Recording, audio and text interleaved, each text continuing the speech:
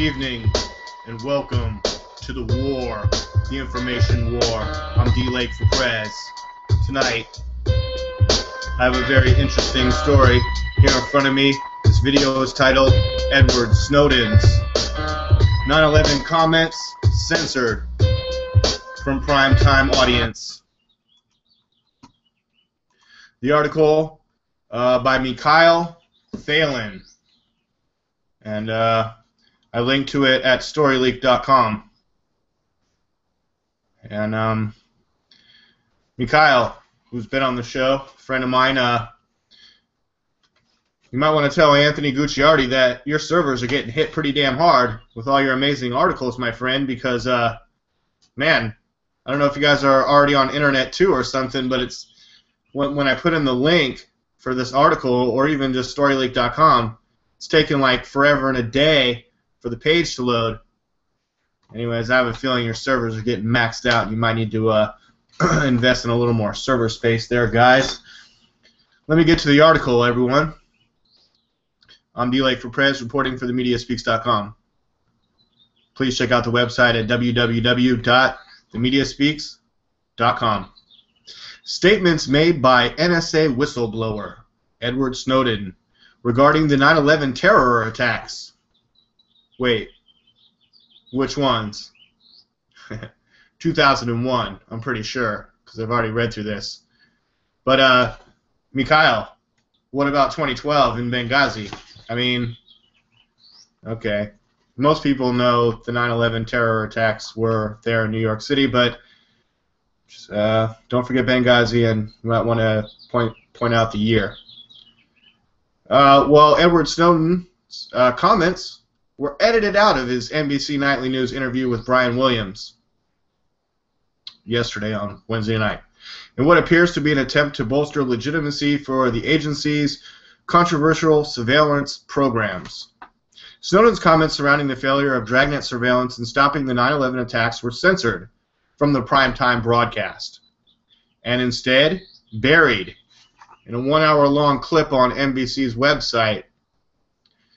And guess what, everybody? I have it open, and I've already skipped forward to the comments made by Snowden. And just before this part that I'm playing, Brian Williams was like, okay, let's go to the clip. Someone in the editing studio messed up. He was waiting forever for the clip, and then the clip rolled. And instead of me quoting Snowden, let's let Snowden speak for himself, discussing 9/11, 2001 terror attacks in New York City that brought down World Trade Centers 1, 2, and, of course, 7 later on in the afternoon, collapsed without ever getting hit by a plane. Here we go. I take the threat of terrorism seriously, and I think we all do. Mm-hmm. And I think it's really disingenuous for the government to invoke and sort of scandalize our memories, to sort of exploit the national trauma that we all suffered together and worked so hard to come through, mm-hmm, to justify programs that have never been shown to keep us safe, but cost us liberties and freedoms that we don't need to give up, and our Constitution says we should not give up. But you can see how it happened. Guys with box cutters spent $200 using our own aviation system to take down our own buildings and smash into the Pentagon in a field in Pennsylvania. Look how Snowden's looking at him when he says that. It's a non-traditional enemy. That's how it happened. The expression is an enemy we can't see. What are we going to do? Well, you know, and this is a key question that the 9/11 Commission considered, and what they found in the 9/11 Commission. Just keep that in mind. We're going to get to that later in this broadcast. Post-mortem, when they looked at all of the classified intelligence from all of the different intelligence agencies, they found that we had all of the information we needed as an intelligence community, as a classified sector, as the national defense of the United States, to detect this plot. We actually had records of the phone calls from the United States and out. The CIA knew who these guys were. The problem was not that we weren't collecting information. It wasn't that we didn't have enough dots. It wasn't that we didn't have a haystack. It was that we did not understand the haystack that we have. The problem with mass surveillance is that we're piling more hay on a haystack we already don't understand. And this is the haystack. And how are you going to find the needle in the haystack if no one has ever heard that? Of the human lives of every American citizen in our country. If these programs aren't keeping us safe, and they're making us miss connections, vital connections, on information we already have, if we're taking resources away from traditional methods of investigation, from law enforcement operations that we know work, if we're missing things like the Boston Marathon bombings, where all of these mass surveillance systems... Whoa. Now he's talking about if we're missing things like the Boston Marathon bombings, where all of these mass surveillance systems, every domestic dragnet in the world, didn't reveal guys that the Russian intelligence service told us about by name. Is that really the best way to protect our country? Or are we trying to throw money at a magic solution? That's actually not just costing us our safety, but a rights in our way out of life. Okay, Snowden, I'll let you say it, but we can't... NBC has to censor this. They're not going to play. Mikael goes and watches the full boring-ass hour. This part, that didn't air during prime time. It didn't make the special. Okay, granted, those in the editing room might have thought that this was a little off the topic that they were talking about that night. Okay? So, I mean, Mikael, this is very interesting, and I'm glad you're pointing it out. You know, I'm sure NBC can argue the reasons why they took this out of the interview, but you know what? Hey, look, it was censored out. It's important information. It's hard to find. Mikael found it, and now I'm broadcasting his article, and I'm broadcasting to you the comments that if you watched the NBC News exclusive with Brian Williams that was so magical and fantastic last night, you didn't see this part. Domestic dragnet in the world didn't reveal, guys, that the Russian intelligence service told us about by name. Is that really the best way to protect our country? Or are we trying to throw money at a magic solution that's actually not just costing us our safety, but our rights and our way of life? Mr. Leiter, in another portion of the interview, I made the point to... Okay.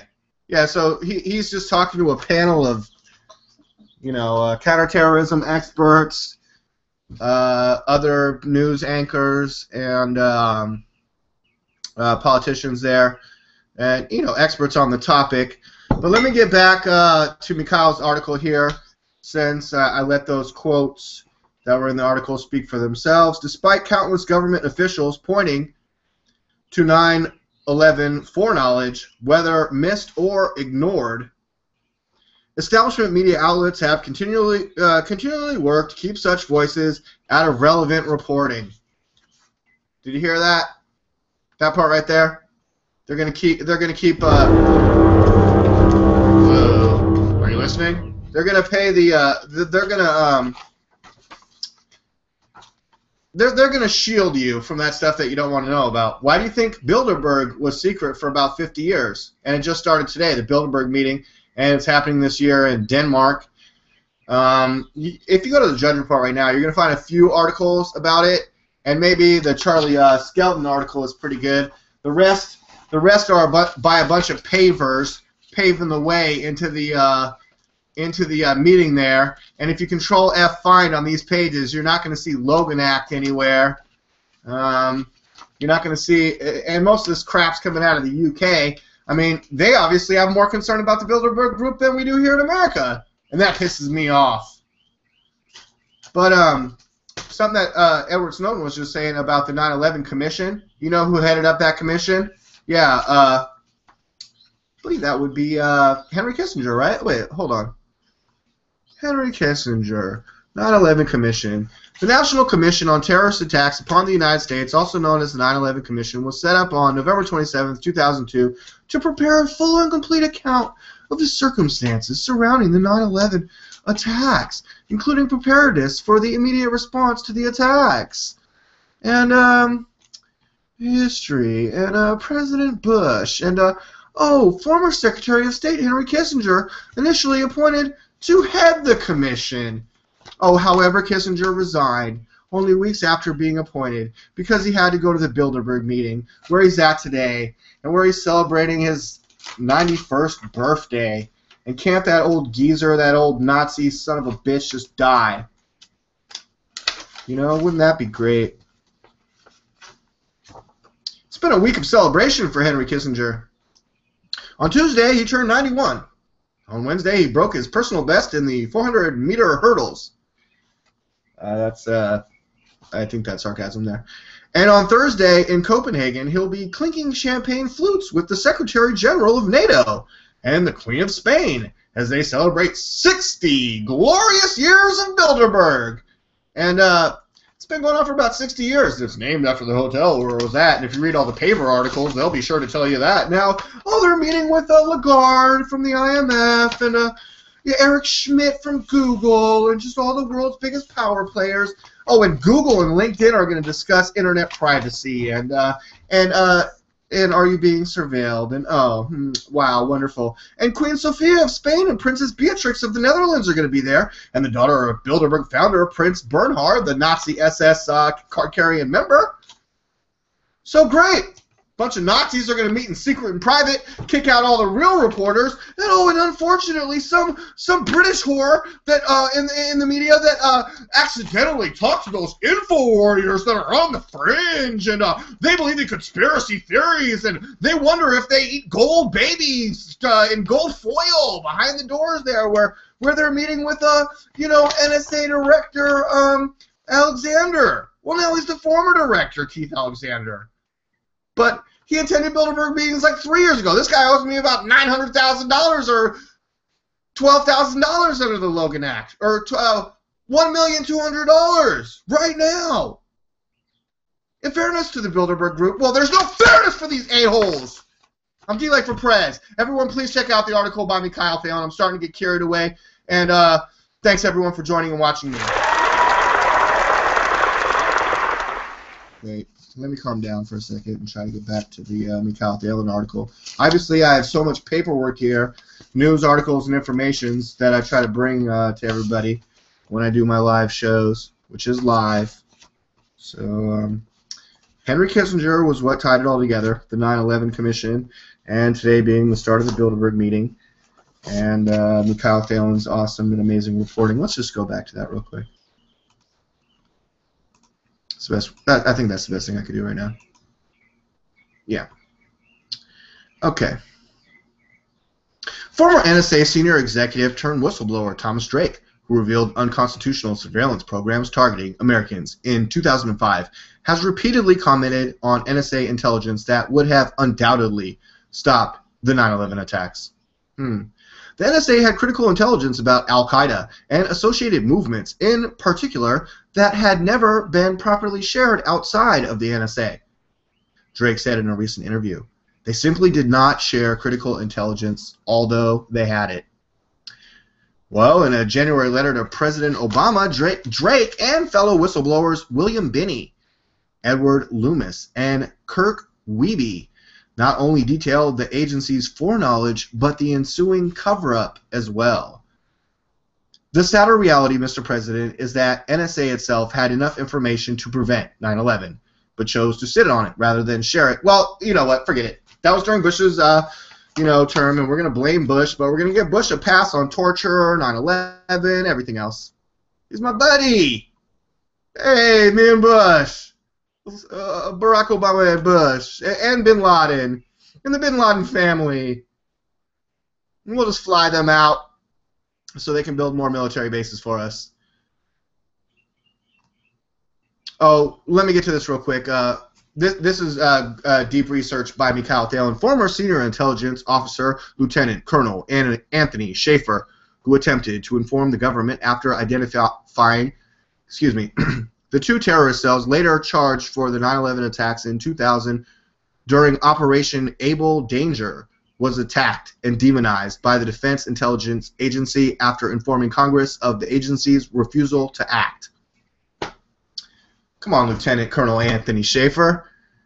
I had no intention of joining the ranks of whistleblowers, Schaefer said in 2009, when I made my disclosure to the 9/11 Commission regarding the existence of a pre-9/11 offensive counter-terrorism operation that had discovered several of the 9/11 terrorists a full year before the 2001 attacks. My intention was to simply tell the truth and fulfill my oath of office. So excellent work by Lieutenant Colonel Anthony Schaefer, and excellent work by Mikael Thalen for reporting on it, and excellent work to everyone watching tonight's show. Thanks, guys, for watching. Have a great night. DLAKE for PREZ, themediaspeaks.com.